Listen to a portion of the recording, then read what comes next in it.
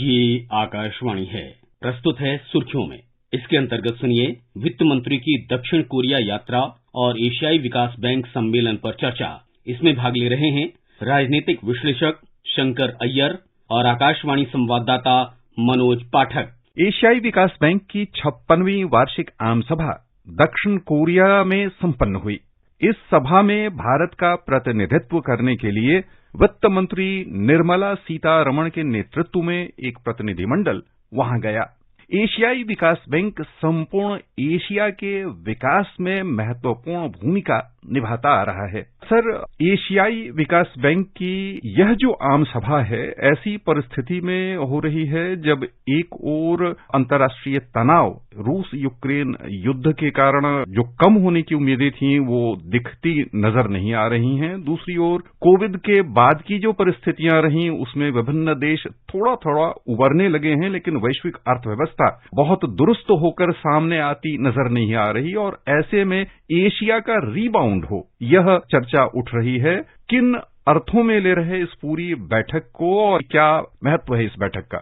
इसकी महत्वपूर्णता बहुत बड़ी है क्योंकि अगर आप भूगोल के मैप को देखें तो बाईं तरफ में जो विकसित देश हैं वहां पर मंदी की बात हो रही है, वहां महंगाई की बात हो रही है, वहां पर पॉपुलेशन की एजिंग की बात हो रही है, वहां पर ग्रोथ कम होने की बात। और दूसरी तरफ दाईं तरफ देखें तो एशिया और दक्षिण पूर्व एशिया हम लोग कहते हैं जो टाइगर इकोनॉमीज हैं, वहां पर रेजिलियंस की बात हो रही है, जैसे कि हम ग्रोथ फिगर्स में भी देखते हैं। तो ये इम्पोर्टेंट है हम लोगों को समझना कि जो वैश्विक आर्थिक व्यवस्था है उसमें एक बदलाव आया। बदलाव ये है कि विश्व में जो आर्थिक विकास है उसका केंद्र बिंदु अब हिंद महासागर के आसपास में जी। तब सेंटर ऑफ ग्रेविटी जो है वो इंडियन ओशन पे आ गया है, अटलांटिक ओशन से। जो पहले हम लोग देखते थे जो वर्ल्ड वॉर 2 के बाद में जो ग्रोथ प्रोसीजर था उसके विपरीत अभी इस तरफ को हुआ है।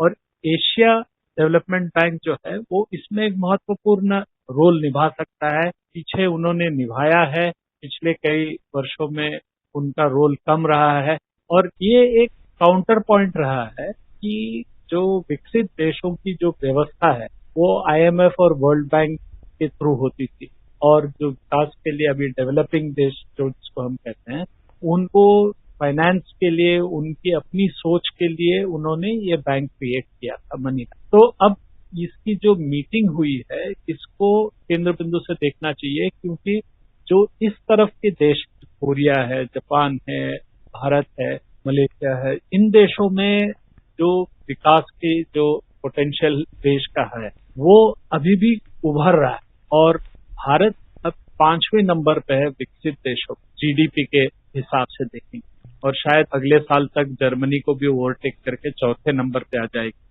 तो वित्त मंत्री निर्मला सीतारमण ने देश की पोटेंशियल उसको वहां पर पेश किया कि हम लोग क्या क्या कर रहे हैं। क्लाइमेट चेंज पर जो चैलेंज है भारत को और दूसरे देशों को वो बहुत बड़ी चैलेंज। इन बिंदुओं को उन्होंने वहां पर बहुत बढ़िया तरीके से पेश किया है और एक सोल्यूशन ओरिएंटेशन की तरफ उसको ले गए। यहाँ पर सर हम एक बात समझना चाहेंगे। वित्त मंत्री ने कहा है कि एशियाई विकास बैंक को अपने लक्ष्यों को प्राप्त करने की योजना का खुलासा करना चाहिए। इसका क्या आशय हुआ और क्या श्रोता हमारे आम समझें कि इस प्रश्न का या वित्त मंत्री ने जो ये कहने के विषय रखा कि अपनी योजना बताए ADB, इसका क्या महत्व निकलता है? जो हमारे सामने जो चुनौतियां हैं भारत के सामने और दूसरे देशों जो एशियन डेवलपमेंट बैंक के मेंबर्स हैं जो गवर्निंग बोर्ड पे बैठे हैं उन देशों के सामने जो चुनौतियां हैं उन चुनौतियों को एशियाई विकास बैंक कैसे सॉल्व करेगी, जो पॉलिसी हम डिजाइन करेंगे उसको किस तरह से डिजाइन करेंगे, इस पर खुली चर्चा होनी चाहिए। जैसे कि जो जियोपॉलिटिक्स है, जो रूस और यूक्रेन के बीच में युद्ध चल रहा है या जो US और चाइना के बीच में तनाव है, इसके कारण कई सारे अनियमितताएं आई हैं वैश्विक अर्थव्यवस्था में। दूसरी तरफ आप देखेंगे तो जो कोविड के बाद में सप्लाई चेन में जो खामियां दिखाई दी उनको कैसे हम सॉल्व करेंगे। और तीसरी जो बड़ी बात है जो लॉन्ग टर्म वो है क्लाइमेट चेंज। तो इसके लिए एशियाई विकास बैंक क्या कर सकता है, कैसे इनोवेटिव फाइनेंसिंग कर सकता है।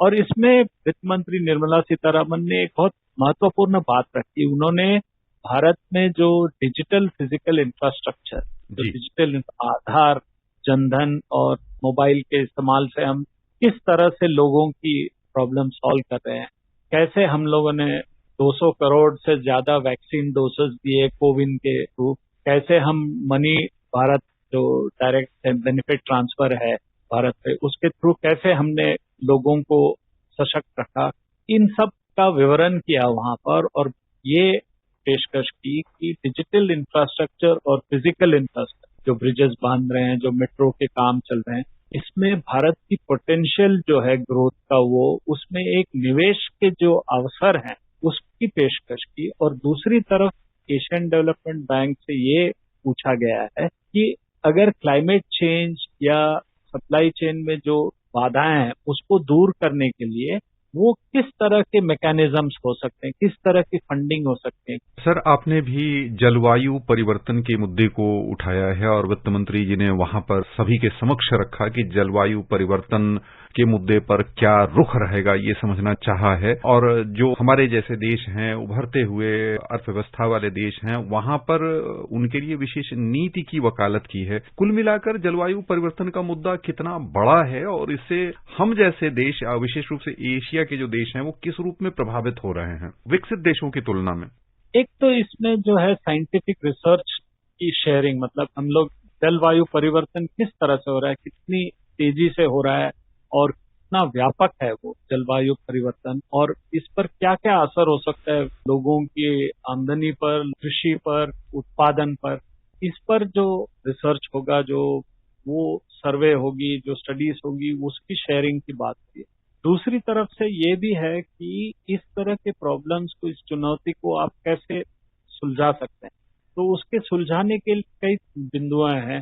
जैसे कि आप देखें कि कुछ इसमें साइंटिफिक मेथड्स होते हैं, कंसल्टेंसी होती है, एडवाइजरी होती है, जो सब देशों में जो सीख है वो सीख को शेयर करना चाहिए। विकसित देशों का जो रुख रहा है कि हमने तो जो भी प्रदूषण करना था कर लिया, अब आप लोग नहीं कर सकते, जिसके काउंटर में भारत ने अपना एक लॉजिक बनाया है, और वो ये है कि जो उभरते हुए देश हैं उनको उतना समय मिलना चाहिए और उनको अपने प्रॉब्लम सॉल्व करने के लिए फाइनेंसिंग की जरूरत है। तो इसीलिए फिर से वही बात जो हम पहले कहते थे कि एशियन डेवलपमेंट बैंक को अपनी एजेंडा, अपने डिस्कशंस और फॉरवर्ड थिंकिंग को उजागर करना चाहिए। सर, इस तरह की जब बैठकें हुआ करती हैं तो कई देशों के प्रतिनिधियों के साथ आपसी बातचीत हुआ करती है, तो भारत में तकनीकी स्तर पर बदलाव आया है लेन देन के मामले में, और यदि ये कहा जाए कि पूरी दुनिया के सामने भारत ने अपने बड़े आकार को देखते हुए जो वित्तीय स्वतंत्रता आम लोगों तक पहुंचाई है, उसमें